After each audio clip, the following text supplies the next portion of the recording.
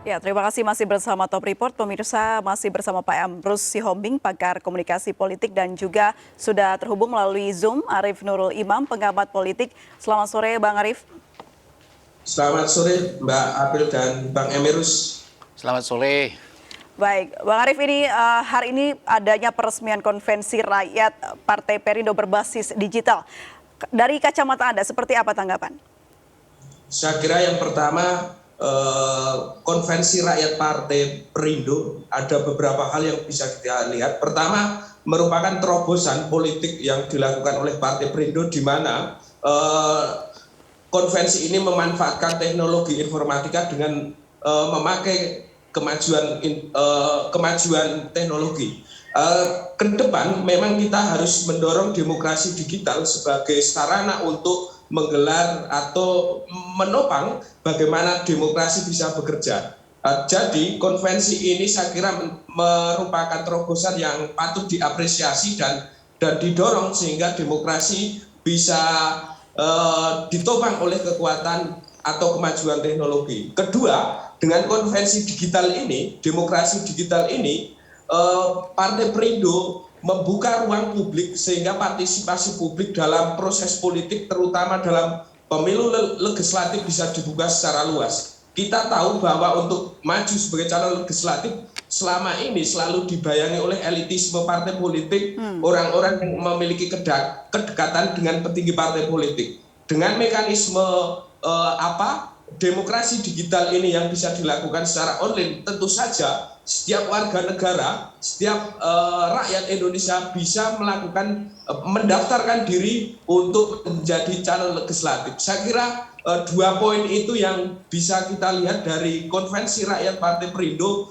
bahwa ini merupakan adaptasi terhadap kemajuan teknologi sehingga demokrasi juga selalu beradaptasi dengan teknologi digital. Kedua, bahwa Partai Perindo sekali lagi membuka partisipasi politik secara luas dan karena itu juga membongkar elitisme partai politik selama ini. Kira-kira begitu Mbak sebagai pengantar. Baik, Pak Arief, kalau kita bicara bagaimana konvensi ini tadi dikatakan suatu program yang luar biasa untuk bisa memberikan ruang atau wadah, dan tadi katakan Pak Bang Emrus adalah jalan yang luar biasa sekali ya untuk para rakyat kita untuk bisa memberikan pikirannya dan juga gagasannya untuk dalam ranah politik begitu.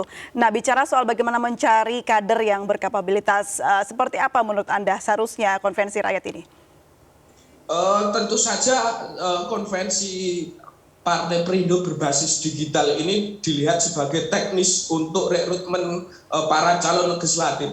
Tentu saja bahwa politisi itu harus memiliki ideologi, platform, dan visi misi yang sejalan dengan Partai Perindo. Ini tentu yang menjadi PR bagaimana Partai Perindo melakukan internalisasi nilai, internalisasi ideologi, dan bisa menerjemahkan Partai Perindo dari para calon legislatif yang direkrut dari proses digital ini. Saya kira ini menjadi tantangan dan PR dari para elit pengurus DPP Perindo untuk bagaimana setelah terjadi rekrutmen melalui digital, kemudian juga ada internalisasi ideologi, internalisasi platform partai, dan internalisasi visi misi partai.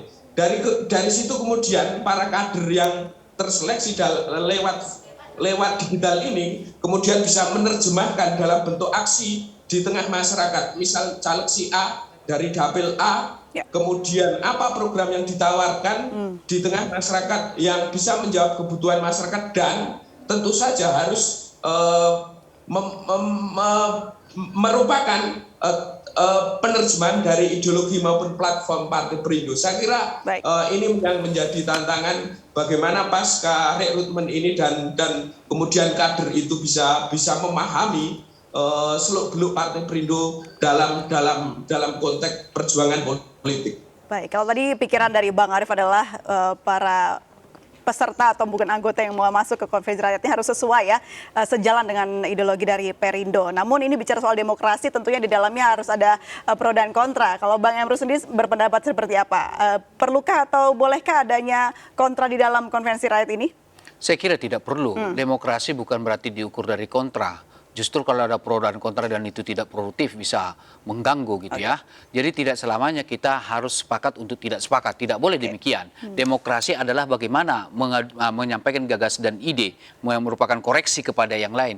Kalau memang gagasan dan ide dari katakanlah dari tokoh tertentu yang boleh jadi kita tidak punya suatu garis politik yang sama, tetapi dia punya program dan gagasan yang luar biasa, harus kita akui itulah yang disebut kedewasaan demokrasi. Di negara-negara maju, saya pikir sekalipun mereka ada di partai pemenang dan satu di partai oposisi, mereka dalam konteks kesejahteraan rakyat, dalam konteks suatu program, mereka bersama-sama karena tujuannya adalah kesejahteraan rakyat.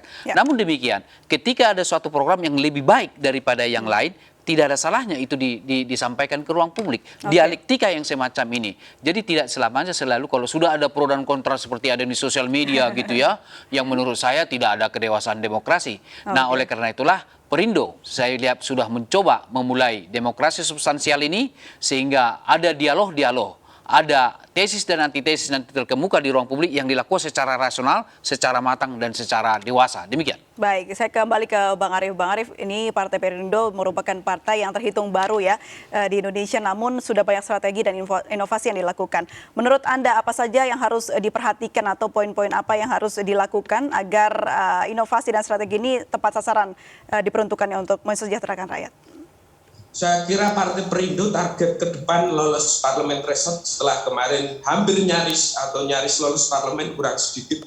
Apa yang harus dilakukan oleh Partai Perindo? Tentu saja Partai Perindo bisa menerjemahkan apa yang menjadi kebutuhan masyarakat dan dari kebutuhan masyarakat itu diterjemahkan dalam bentuk yang konkret. Kita apresiasi misalnya Partai Perindo yang kita lihat telah membuat gerobak-gerobak untuk pedagang kecil. Itu juga salah satu saya kira penerjemahan bagaimana Partai Perindo mewujudkan kesejahteraan masyarakat. Tentu ada banyak cara lain bagi Partai Perindo untuk meningkatkan kesejahteraan masyarakat di satu sisi, di sisi lain bisa mendongkrak elektabilitas sehingga menjadi modal politik untuk berkompetisi di 2024. Kira-kira begitu, Mbak. Baik, jadi Edi semoga diharapkan ke depannya Partai Perindo bisa lolos ya, lolos ke parlemen begitu dan bisa melanjutkan bagaimana program-program yang dijalankan untuk bisa mensejahterakan rakyat sesuai dengan tujuannya. Terima kasih banyak Bang Arief Nurul Imam, pengamat politik sudah bergabung dan berbincang bersama kami di MNC News. Sehat selalu.